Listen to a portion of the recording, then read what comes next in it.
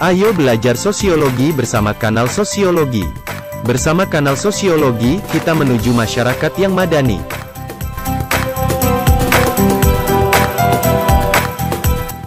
Assalamualaikum warahmatullahi wabarakatuh. Sebelum kita memulai pembelajaran kali ini, marilah sama-sama kita dukung channel kanal Sosiologi dengan cara menekan tombol subscribe. Terima kasih bagi Anda yang sudah menekan tombol subscribe. Dengan menekan tombol tersebut, Anda telah membantu kanal Sosiologi untuk lebih bermanfaat bagi lebih banyak orang. Pada kesempatan kali ini, kita akan mempelajari sejarah sosiologi. Tujuan dari pembelajaran kali ini adalah mengetahui sejarah sosiologi dari zaman kuno, mempelajari landasan akademis, sampai kepada ilmu sosiologi setelah abad ke-19.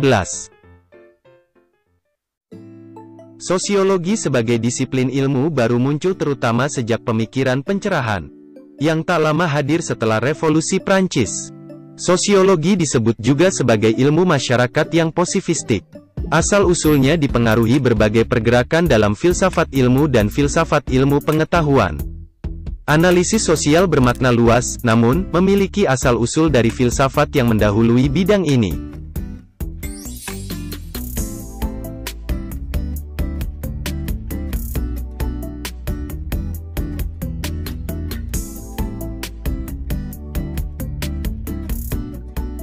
Ilmu sosiologi modern muncul sebagai reaksi terhadap modernitas. Kapitalisme, urbanisasi, rasionalisasi, sekularisasi, penjajahan dan imperialisme. Akhir abad ke-19, sosiologi menaruh perhatian yang dalam pada negara kebangsaan modern, yang terdiri dari lembaga, unit-unit sosialisasi, dan sarana pengawasan. Penekanan pada konsep modernitas dan pencerahan digunakan untuk membedakan diskursus sosiologi dari filsafat politik klasik.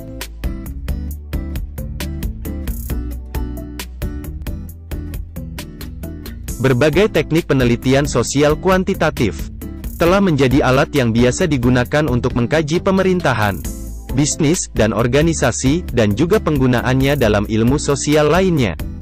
Berbeda dengan penjelasan teoritis dari dinamika sosial, teknik ini telah memberikan tingkat otonomi dari disiplin sosiologi dalam penelitian sosial. Oleh sebab itu, ilmu sosial telah disesuaikan sebagai istilah rujukan berbagai disiplin ilmu yang mempelajari manusia, interaksi, masyarakat atau budaya.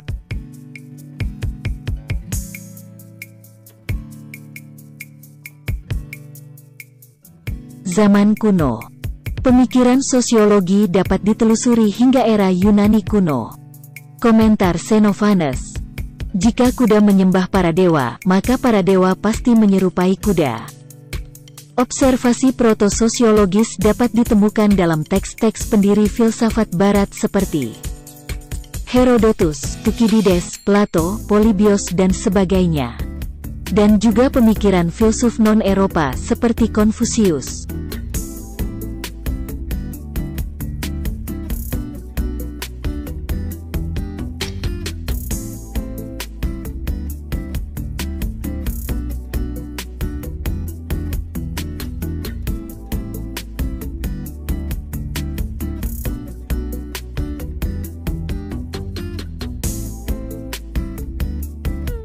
Kecenderungan karakteristik dalam pemikiran sosiologi Yunani kuno dapat ditelusuri kembali pada lingkungan sosial mereka. Karena jarang ada organisasi politik yang luas atau terpusat di dalam suatu negara yang memungkinkan semangat kesukuan atas lokalisme dan permainan bebas. Semangat lokalisme dan kedaerahan merasuki sebagian besar pemikiran Yunani mengenai fenomena sosial.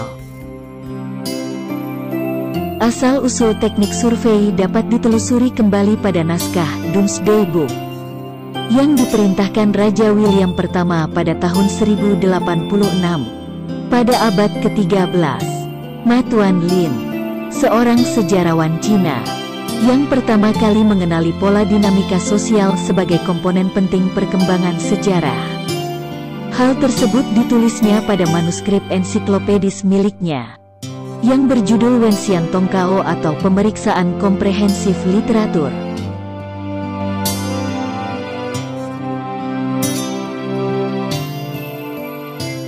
Ibnu Khaldun.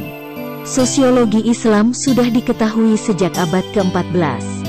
Beberapa pihak menganggap Ibnu Khaldun, seorang ilmuwan Islam Tunisia dari Afrika Utara, merupakan sosiolog pertama. Dia dinobatkan sebagai Bapak Sosiologi. Karyanya yang berjudul Muqaddimah merupakan karya yang menjelaskan penalaran ilmiah atas kohesi sosial dan konflik sosial.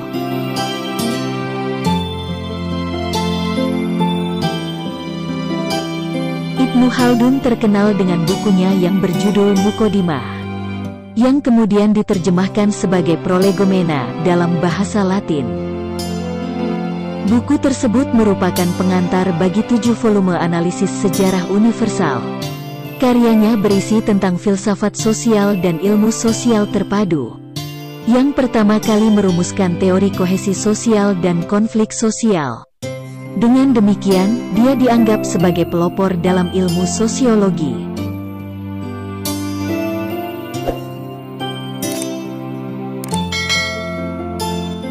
Ibnu Khaldun menyusun teori dinamika sejarah yang melibatkan konseptualisasi konflik sosial dan perubahan sosial. Dia mengembangkan dikotomi antara kehidupan yang menetap dengan kehidupan yang berpindah-pindah, serta konsep generasi, dan hilangnya kekuasaan yang tak terelakkan yang terjadi saat para pejuang gurun menaklukkan kota.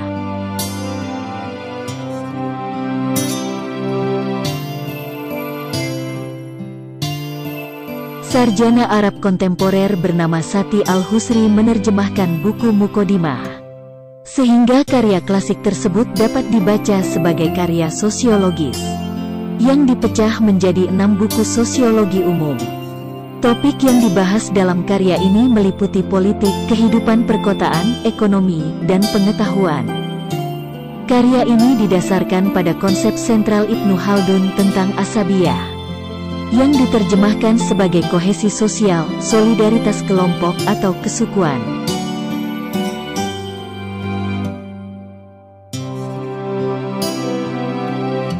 Konsep kohesi sosial ini muncul secara spontan dalam suku-suku dan kelompok kekerabatan kecil lainnya. Hal tersebut diperkuat dan diperbesar oleh ideologi agama. Ibnu Khaldun melihat bagaimana kohesi ini membuat suatu kelompok dapat berkuasa di satu sisi, namun mengandung sesuatu yang dapat menjatuhkan dirinya sendiri pada sisi lainnya, seperti aspek-aspek psikologi, sosiologi, ekonomi, dan politik, yang dapat membentuk suatu kelompok, dinasti atau kerajaan baru dengan keterikatan kohesi yang lebih kuat, atau sesuatu yang lebih mudah dan lain sebagainya.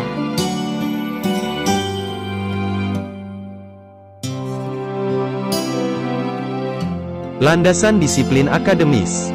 Pelembagaan formal sosiologi sebagai sebuah disiplin ilmu dimulai oleh Émile Durkheim, yang pertama kali mendirikan Departemen Sosiologi Prancis di Universitas Bordeaux tahun 1895. Dia juga mendirikan jurnal L'Année Sociologique di tahun 1896. Program studi sosiologi mulai diajarkan pertama kali di Amerika Serikat pada tahun 1875 oleh William Graham Sumner. Dia menggunakan pemikiran Comte dan Herbert Spencer daripada karya Durkheim.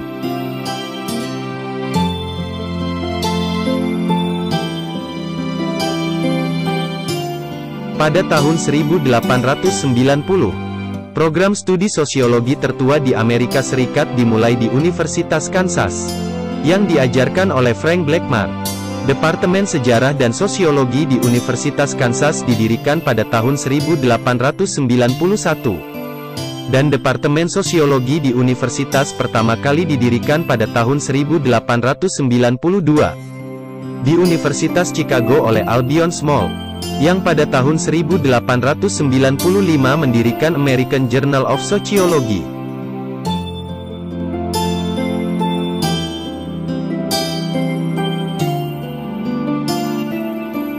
Perkembangan sosiologi di Amerika muncul dalam lintasan yang luas dan independen dibandingkan di Eropa.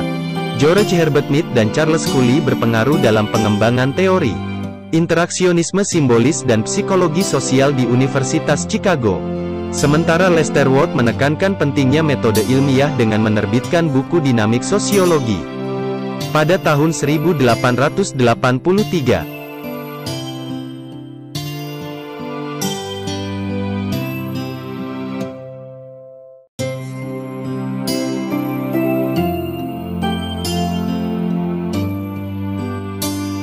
Kanon klasik, Durkheim, Marx, dan Weber. Durkheim, Marx, dan Weber biasanya disebut sebagai tiga arsitek utama ilmu sosial modern. Kanon klasik, sosiologi Durkheim dan Weber sebagian besar dipengaruhi oleh Talcott Parsons, yang diapresiasi dalam mengenalkan masyarakat Amerika.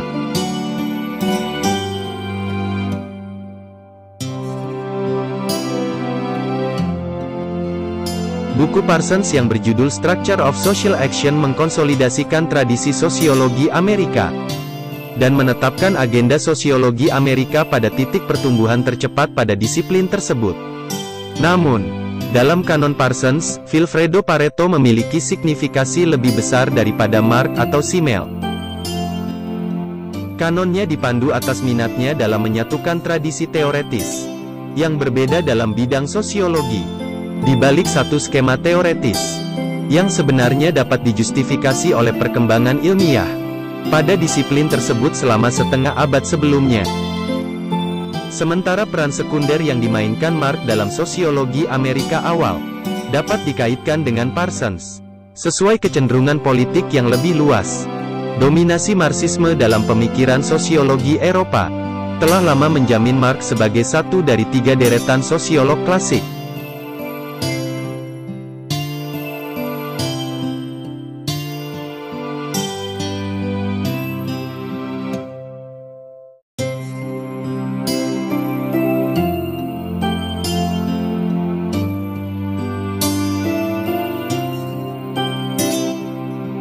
Abad ke-19.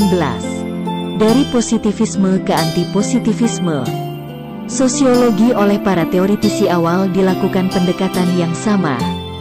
Seperti halnya dalam pendekatan ilmu pengetahuan alam.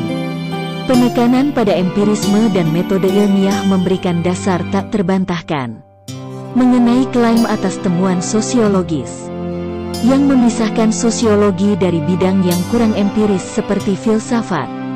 Perspektif ini disebut positivisme, merupakan istilah yang pertama kali digunakan oleh Auguste Comte. Positivisme didirikan berdasarkan pandangan bahwa satu-satunya pengetahuan faktual yang benar adalah pengetahuan ilmiah. Comte memiliki pedoman ketat dalam menjelaskan teori yang dapat dinilai sebagai positivistik. Menurutnya, pengetahuan autentik ini hanya dapat diturunkan dari konfirmasi teori positif melalui metode pengujian ketat yang terus-menerus, yang tidak hanya berbasis ilmiah tapi juga berbasis kuantitatif. Emile Durkheim adalah pendukung utama penelitian empiris yang didasarkan penelitian ilmiah. Dia mencari korelasi dalam mengungkapkan hukum struktural atau fakta sosial. Durkheim membuktikan bahwa konsep yang telah dikaitkan dengan individu sebenarnya ditentukan secara sosial.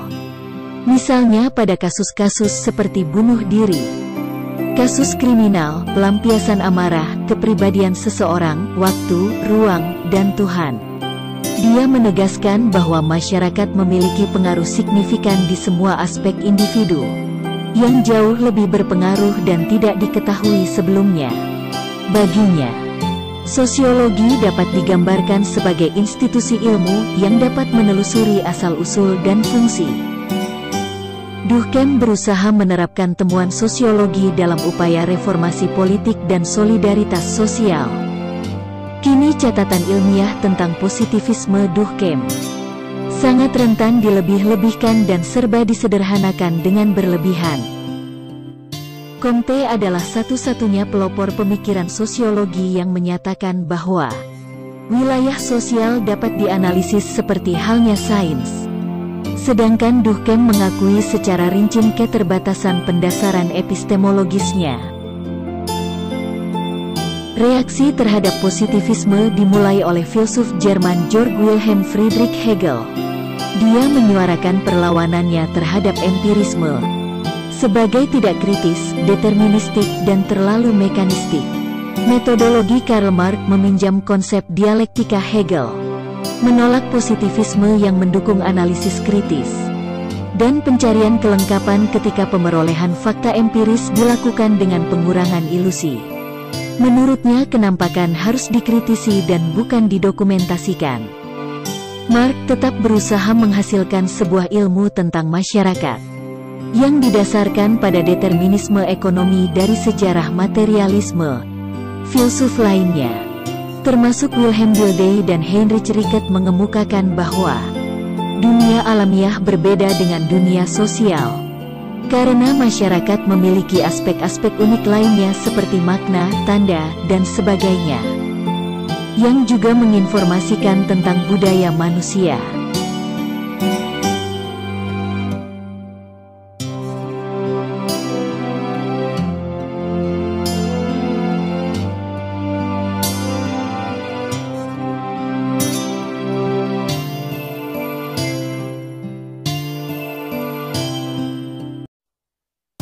Terima kasih telah menyaksikan kanal Sosiologi. Apabila menurut Anda tayangan tadi bermanfaat, silahkan tekan tombol share, supaya akan lebih banyak orang yang mendapatkan manfaat dari tayangan tersebut.